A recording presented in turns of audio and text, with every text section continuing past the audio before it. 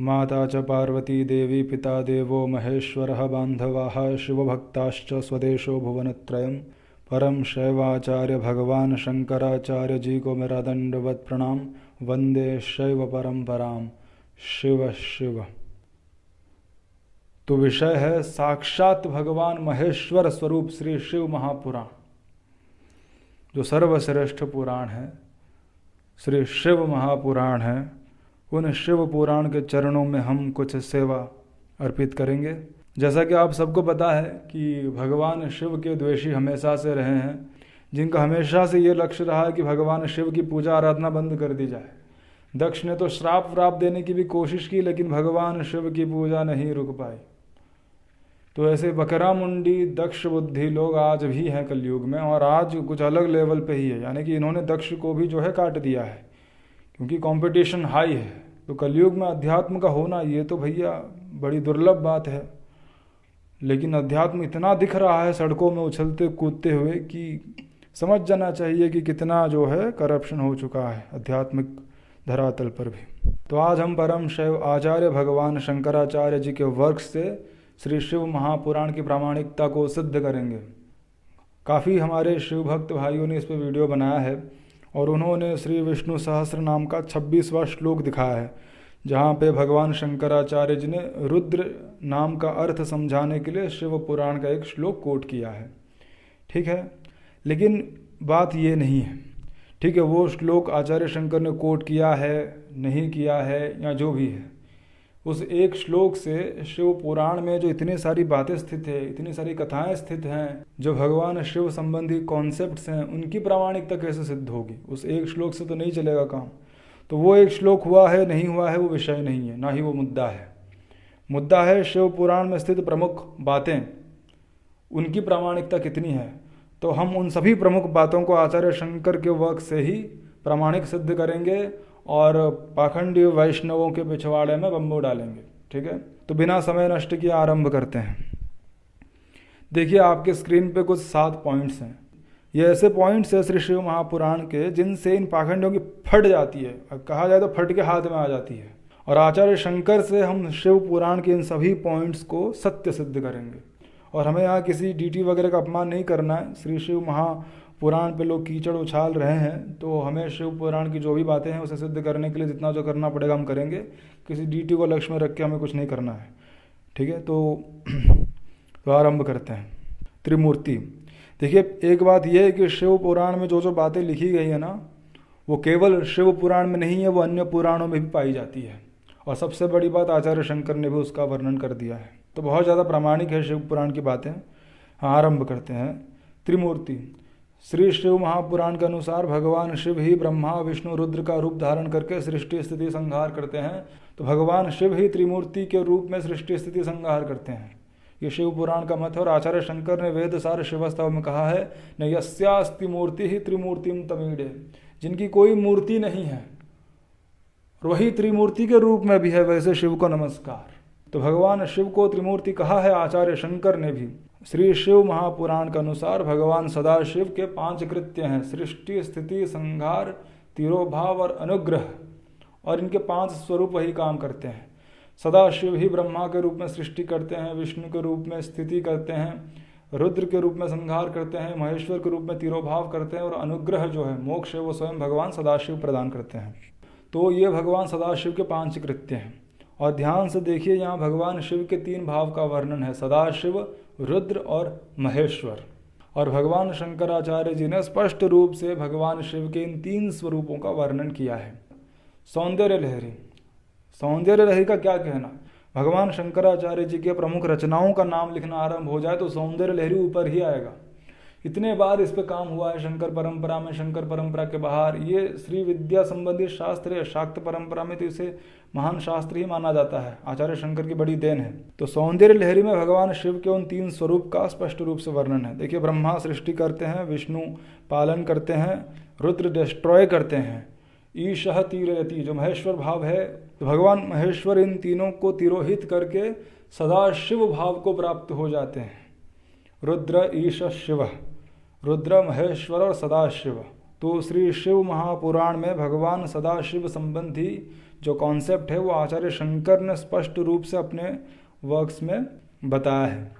देखिए, वैसे ये जो वर्ष है सौंदर्य लहरी का, ऐसे श्रीपति पंडित आराध्य जो शैव आचार्य है उन्होंने कोट किया है अपने ब्रह्मसूत्र भाष्य में, और वो भी सदाशिव के कॉन्सेप्ट को समझाने के लिए। और वैसे भी हमारे पास स्वयं भगवान शिव हैं, हम शिव भक्त हैं, हमारे पास स्वयं भगवान शिव हैं आदि शंकराचार्य के रूप में। परम शैव आचार्य शंकराचार्य के होते हुए हमें किसी और आचार्य के पास वैसे जाने की आवश्यकता भी नहीं है।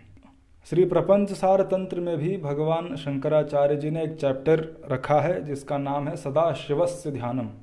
वहाँ पर भी भगवान सदाशिव का वर्णन आचार्य शंकर ने किया है, उनके 5 मुख संबंधी मंत्रों का वर्णन किया है। ईशान, तत्पुरुष, अघोर, वामदेव, सद्यो जाति, भगवान शिव के जो 5 मुख है इसका वर्णन भी आचार्य शंकर ने किया है। इनके संबंधी मंत्र का वर्णन आचार्य शंकर ने किया है।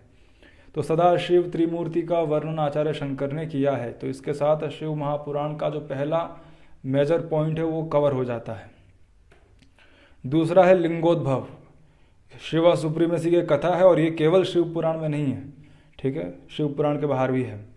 अब यहाँ पे क्या होता है कि ब्रह्मा और विष्णु जो है वो अग्निस्तंभ रूपी जो अग्नि शिवलिंग है उसका आदि अंत विष्णु और ब्रह्मा नहीं जान पाते हैं, नहीं पा पाते हैं भगवान शिव के आदि और अंत को। और इस चीज़ का वर्णन आचार्य शंकर ने श्री शिवानंद लहरी में 5 बार किया है। तो लिंगोद्भव को भी आचार्य शंकर ने कवर किया है। इससे शिवद्वेषी दक्ष वक्रामुंडियों की बड़ी फटती है, और आचार्य शंकर ने इसका वर्णन भी कर दिया है। और लिंगोद्भव ही किया आचार्य शंकर ने शिवा सुप्रीमेसी तो ब्रह्मसूत्र भाष्य से लेकर स्तुतियों तक, ब्रह्मसूत्र भाष्य में, उपनिषद भाष्य में, स्तुतियों में, और कंपैरिजन के साथ किया है प्रमुख डीटीज के साथ। तो आचार्य शंकर ने शिवा सुप्रीमेसी तो अपने हर वर्क में ही सिद्ध किया है। और वो तो शैव थे ही, अपने इष्ट शिव की बात मानकर उन्होंने भाष्य वगैरह भी लिखा। और भाष्य छोड़ो, भाष्य लिखना बड़ी बात है कि अपने इष्ट, अपने माता पिता शिव पार्वती पे रचना करना। उन्होंने शिवानंद लहरी और सौंदर्य लहरी जो 1-2 लाइन की कोई ऐसी वैसी स्तुति नहीं, अपने आप में एक शास्त्र है, उनकी रचना कर दी, किसी और देवी देवता के लिए नहीं किया। और रही बात भाष्य की भी, तो उन्होंने ललिता त्रिशती पे भाष्य किया है, फिर श्वेताश्वतर उपनिषद के उपनिषद पे उनका भाष्य भी है, जो शैव शक्ति संबंधी शास्त्र ये सब। तो शिवा सुप्रीमेसी पे तो कोई सवाल ही नहीं है। आचार्य शंकर ने शिवा सुप्रीमेसी को तो अच्छे तरीके से ही दिखाया है, स्वीकार किया है, और शैव दर्शन को अपने जीवन में धारण भी किया है। अंत समय में उन्होंने शैव धाम में अपना जीवन समाप्त भी किया है। अब आते हैं सुदर्शन पे। ये बात जानते हैं सब लोग, लेकिन शिव द्वेष में अंधे हो जाने के कारण सत्य को स्वीकार नहीं कर पाते। भगवान विष्णु ने अपना नयन समर्पित कर दिया था शिवलिंग पे जब एक कमल कम पड़ गया था, और भगवान शिव ने प्रसन्न होकर भगवान नारायण को सुदर्शन चक्र प्रदान किया था। ये कथा भी केवल शिव पुराण में नहीं है, महाभारत में भी है और अन्य पुराणों में भी है। और आचार्य शंकर ने भी सुवर्णमाला स्तुति में इसका वर्णन कर दिया है कि भगवान विष्णु को सुदर्शन चक्र स्वयं भगवान शिव ने प्रदान किया है। ये भी सिद्ध हो गया, वेरीफाइड। अब शरव अवतार की बात आती है श्री शिव महापुराण में, भगवान शिव के द्वारा विष्णु अवतार का अंत होना। और ये भी केवल शिव महापुराण में नहीं है, ये भी बाहर काफ़ी जगह है, उपनिषद ही है भगवान शरव के नाम पे। आचार्य शंकर ने प्रपंचसार तंत्र में वराह भेदने रूप से भगवान शिव की स्तुति की है। और ये जो स्वरूप है भगवान शिव का, ये जो शरभ स्वरूप है कालिका पुराण में मिलता है, जहाँ भगवान शरभ ने भगवान विष्णु के वराह एवं नरसिंह दोनों अवतार का अंत कर दिया था। तो आचार्य शंकर ने वहाँ से वराह भेदने खींच लिया। तो शरभ अवतार का भी जो वर्णन है आचार्य शंकर ने किया। आचार्य शंकर ने स्वीकार किया है कि विष्णु के अवतार का जो है शिव द्वारा अंत हुआ है, ये भी आचार्य शंकर ने सिद्ध कर दिया। आगे बढ़ते हैं। हाँ, अब शिव पुराण में आपको कहीं कहीं ये भी पढ़ने मिलेगा कि ब्रह्मा विष्णु का भी जो है अंत हो जाता है, इनकी सृष्टि होती है, वो एटर्नल नहीं है, ठीक है। और ऐसी बात आचार्य शंकर ने सौंदर्य लहरी में कही है। जब महाप्रलय का समय आता है तो ब्रह्मा विष्णु यम कुबेर इंद्र बाकी सभी जितने भी देवता डेमीगॉड वगैरह हैं उन सब का अंत हो जाता है, उनका अस्तित्व नष्ट हो जाता है।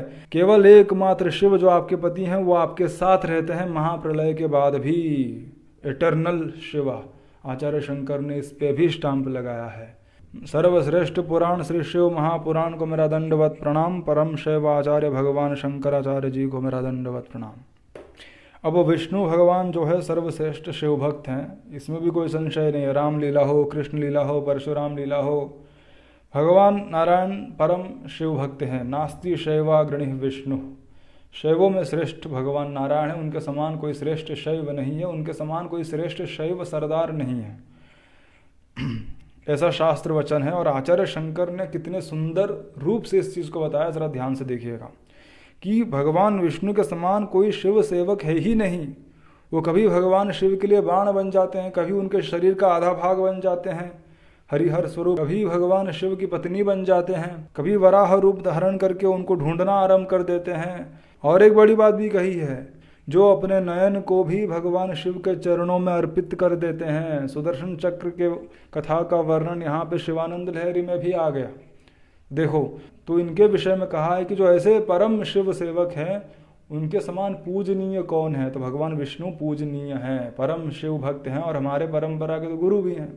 तो इस बात को भी आचार्य शंकर ने कहा है कि भगवान विष्णु जो है परम शैव हैं, इसमें कोई संशय नहीं है। अब केवल शिव, श्वेताश्वतर उपनिषद के भाष्य में आचार्य शंकर ने कहा है, जब ज्ञान हो जाता है तो केवल शिव का ही अस्तित्व रहता है। और श्री शिव महापुराण भी यही कहता है कि सबसे पहले केवल शिव ही थे, और जब बंधन नष्ट होता है तो केवल भगवान शिव की ही अनुभूति रह जाती है, किसी द्वितीय वस्तु की नहीं रहती। श्री शिव महापुराण में आता है कि जिनके साथ भगवान महेश्वर की माया ने छल किया है, वही दूसरे देवताओं को सुप्रीम मानते हैं और उनके संबंधी शास्त्रों को पढ़ते हैं। तो जिनके साथ माया ने छल किया है, भगवान महेश्वर की माया ने जिनके साथ छल किया है, वही दूसरे देवी देवताओं शास्त्रों के चक्कर में पड़ते हैं। आचार्य शंकर ने भी कहा है, ब्रह्मवश ही लोग दूसरे देवता को सुप्रीम समझ के उनकी पूजा करते हैं। बताओ, आचार्य शंकर ने शिव पुराण की इस बात पे भी जो है स्टैंप लगा दिया है।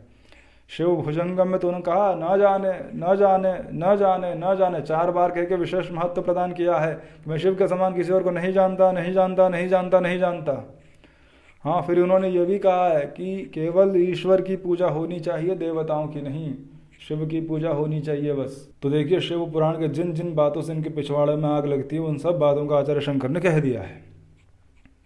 पूरा शिव पुराण उन्होंने कवर किया है। तो क्या 1-2 श्लोक के पीछे पढ़ना कि आचार्य शंकर ने यहाँ कोट किया, वो कोट किया, पूरा शिव पुराण ही सिद्ध कर देंगे ना आचार्य शंकर के वक्त से। अब देखिए, कुछ और बातें हैं। शिव महापुराण में भगवान शिव का अष्टमूर्ति का वर्णन है, ये सूर्य, पृथ्वी, अग्नि वगैरह। तो दक्षिण मूर्ति स्तोत्र में आचार्य शंकर ने उसका भी वर्णन कर दिया है।